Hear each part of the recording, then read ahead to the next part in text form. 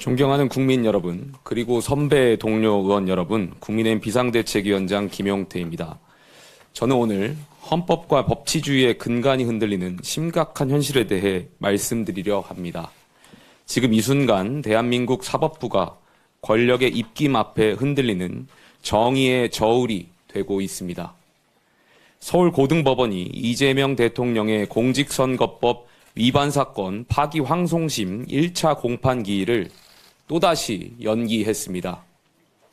그 이유로 든 것이 헌법 제84조 대통령의 불소추 특권이라고 합니다. 대통령이 되면 죄가 사라집니까? 헌법 84조는 면죄부가 아닙니다. 그 조항은 대통령의 국정수행을 보장하기 위한 최소한의 장치이지 이미 기소된 형사사건의 재판까지 중단하라는 것이 아닙니다. 있는 죄를 덮는 도구는 더더욱 아닙니다. 어떤 권력도 헌법 위에 설 수 없습니다. 이는 대통령이라고 해서 예외일 수 없습니다. 분노해야 할 지점은 분명합니다. 지난 5월 1일 대법원 전원합의체가 이 사건을 유죄 취지 파기환송했고 이에 따라 서울고법은 지난 15일 첫 공판을 열겠다고 밝혔습니다. 하지만 당시 이재명 후보 측은 선거운동 기간을 공평하게 보장해달라며 기일 연기를 요청했고 법원은 그 요구를 그대로 수용했습니다. 이번에 또 미뤘으니 법원 스스로 통치 권력의 눈치를 보고 있다고 자인한 것이나 다름없습니다. 물론 우리는 알고 있습니다. 대통령의 직무가 헌법상 보호를 받는다는 점을 말입니다. 하지만 오늘 서울고법의 판단은 한마디로 사법의 유예입니다. 권력의 일정에 순응한 개별재판부의 결정입니다. 헌법 제84조 해석을 둘러싼 논쟁이 엇갈리는 만큼 최종 시민 대법원의 최종 결론을 구할 필요가 있습니다. 더 심각한 것은 민주당의 태도입니다. 개별재판부 판단에 맡기면 곤란하다면서 형사소송법 개정을 추진하겠다고 합니다. 대통령이 됐으니 아예 재판을 하지 못하게 막겠다는 것입니다.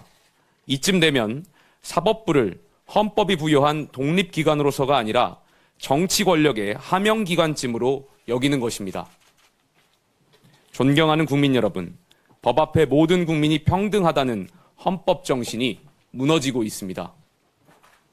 이재명 대통령은 유권자를 기만한 혐의로 대법원에서 유죄 취지 판결을 받았습니다. 그런데 대통령이 됐다는 이유 하나로 이 사건을 심리하지 않는다면 그게 과연 사법 정의에 맞습니까? 죄 있는 권력자는 법망을 피해도 괜찮다는 뜻입니까?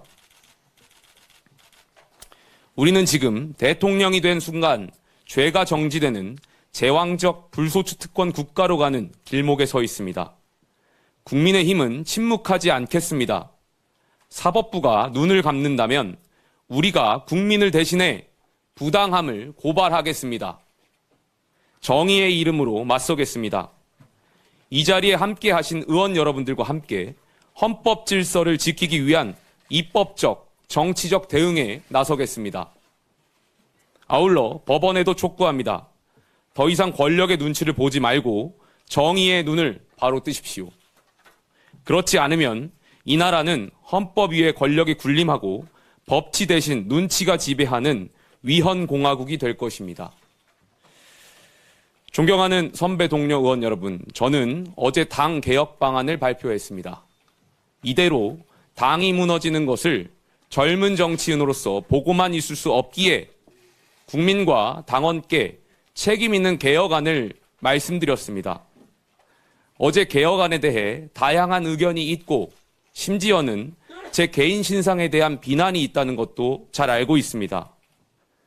제가 여기 계신 의원분들 중에 나이로는 막내지만 비상대책위원장이라는 지도자답게 의원님들의 다양한 생각을 품고 희망을 녹여내겠습니다.